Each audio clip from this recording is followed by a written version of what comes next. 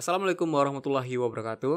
Oke, ini adalah video ketiga dari sequel program soal pilih ganda. Di video kali ini kita akan menampilkan pernyataan salah atau benar dari sebuah jawaban di komponen UI. Oke, langsung saja. Pertama kita bikin UI untuk skor, benar atau salah, dan layar endingnya. Klik kanan pada kanvas, kemudian pilih UI, kemudian panel. Guna panel ini buat nutupin komponen UI lainnya, biar komponen seperti button nggak lagi bisa disentuh.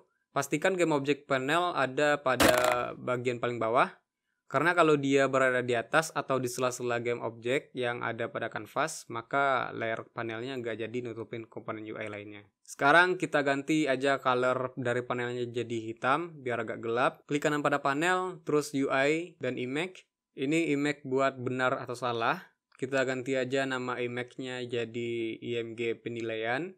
Terus di IMG penilaian kita tambahkan teks, kita atur ukuran rec-nya, kemudian ukuran fontnya agak gede, dan kita pastikan semua alignment-nya center, baik itu vertikal maupun horizontal. Oke, kita duplikat IMG penilaian, ganti namanya jadi IMG hasil, terus klik teks yang ada di dalamnya, kita perkecil ukurannya, kita rata kirikan alignment-nya. Kemudian di teksnya kita tulis dulu jawaban benar, kemudian jawaban salah, terus nilai. Jadi jelas komponen ini buat menampilkan hasil skor atau nilai dan akan muncul setelah semua soal selesai dikerjakan. Oke, untuk UI-nya gini aja dulu. Sobat bisa berkreasi dengan UI-nya baik itu untuk soal, tombol opsi, maupun untuk panel penilaian. Setelah ini kita ngoding, kita buka kelas pengolah soal. Kita gulir ke bawah, ke cek jawaban. Di fungsi ini kita tambahkan variabel lokal dulu. Kita bikin string penilaian. Variabel ini nanti value-nya adalah jawaban benar atau salah. Kemudian, di dalam nest if-nya, kita hapus perintah print. Dan kita tambahkan penilaian sama dengan, tanda kutip 2, isinya adalah benar. Dan di nest else-nya, kita hapus print-nya juga dan ganti penilaian sama dengan tanda kutip 2, yaitu isinya salah. Oke, di atas fungsi cek jawaban, bisa kita kasih deklarasi dari komponen UI. Langsung aja public text txt penilaian. Kemudian kita lanjutkan pada fungsi cek jawaban. Di bawah if else, kita tulis txt penilaian .text sama dengan penilaian. Kita ke atas, ke fungsi opsi dulu. Di atas fungsinya ini kita deklarasikan game object dari panel terlebih dahulu. Setelah fungsi opsi, setelah cek jawaban, kita tambahkan perintah panel.setActive true. Karena nantinya panel kita matikan atau nonaktifkan. Kemudian setelah pemain menekan salah satu tombol opsi, panelnya akan kembali aktif. Oke, jangan lupa di save. Balik ke Unity. Kita lihat di inspektor Kang Atur, terdapat kolom yang kosong, yaitu panel dan txt penilaian. Jadi untuk panel, kita tarik game object panel yang ada di hierarki ke kolom panel. Terus untuk kolom txt penilaian, kita ambil dari teks yang ada pada IMG penilaian. Tarik ke kolom txt penilaian. Oke, kita tes. Kita matikan IMG hasil terlebih dahulu. Lalu kita matikan juga panel dan kita play. Oke, kalau kita pilih jawabannya Jakarta, nah panelnya aktif lagi dan muncul juga kata benar.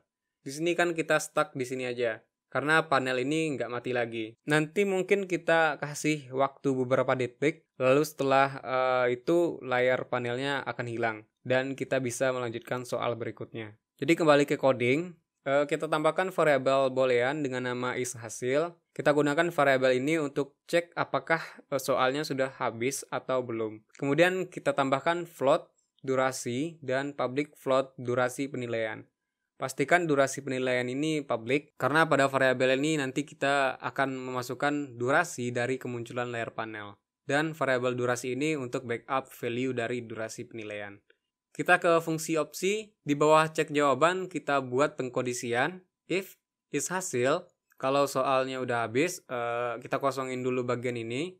Kemudian else, nah di sini kita pindahkan perintah panel.setActive-nya ke dalam else. Kita ke fungsi update. Di sini kita lakukan pengkondisian jika game object panel.activeSelf, artinya jika panelnya aktif, maka durasi penilaian kita kurangkan dengan time.deltaTime. Jadi tiap detik nilai durasi penilaiannya akan berkurang 1.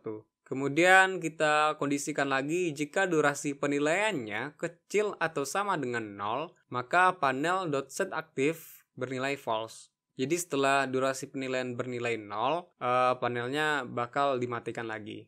Kemudian kita tulis durasi penilaian sama dengan durasi. Jadi tadi kan nilai durasi penilaiannya udah 0. Nah, supaya variabel ini bisa dipakai lagi di soal berikutnya, maka kita ambil lagi nilai yang telah kita backup tadi yang ada di variabel durasi. Lalu di sini juga kita panggil fungsi tampilkan soal. Jadi fungsi soal yang kita panggil di fungsi opsi kita hapus saja. Save, kita balik ke Unity. Kita lihat di inspektor Kang atur. Di sini ada durasi penilaian. Kita coba tes 3 detik. Jadi ini dalam detik ya. Lalu kita play.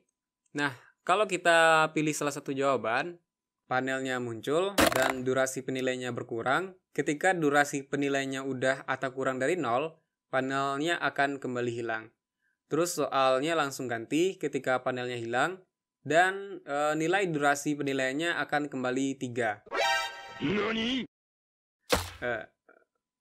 Kita coba kembali ke coding.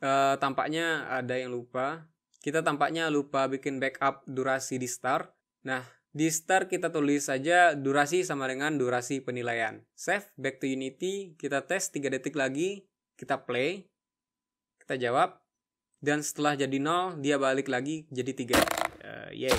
Jadi kalau kita pilih opsi di soal lain, panelnya akan muncul lagi. Oke, sangat simpel, sangat simpel. Oke. Untuk mengatasi video terlalu panjang, untuk membuat hasil nilainya kita lanjutkan di video berikutnya. Terima kasih dan wassalamualaikum warahmatullahi wabarakatuh.